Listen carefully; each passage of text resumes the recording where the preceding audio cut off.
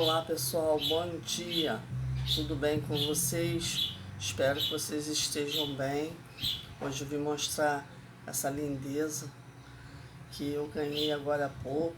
Hoje é meu aniversário, aí meu esposo me deu essa suculenta, conhecida como fogueira. Eu achei ela tão linda, aí eu resolvi deixar ela aqui registrada para vocês verem.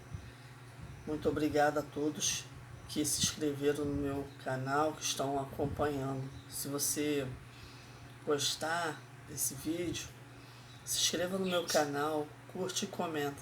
Para quem não me conhece, meu nome é Márcia Lira, sou criadora do canal Plantas e Vasos da Márcia, onde eu mostro meus vídeos, as minhas plantas e meus vasos, plantas que eu ganho, que eu planto.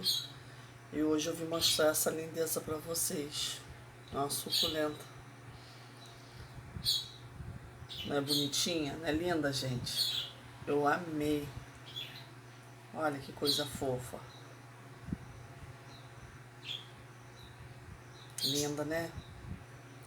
E é isso, pessoal. Eu vou ficando por aqui. Agradeço a todos. Desejo para vocês um Feliz Natal. Que Deus abençoe você, sua casa, sua família. Tudo de bom para vocês. E mais uma vez, muito obrigada a todos pela presença. E todos os inscritos também, tá bom? Tchau, pessoal. Fique com Deus.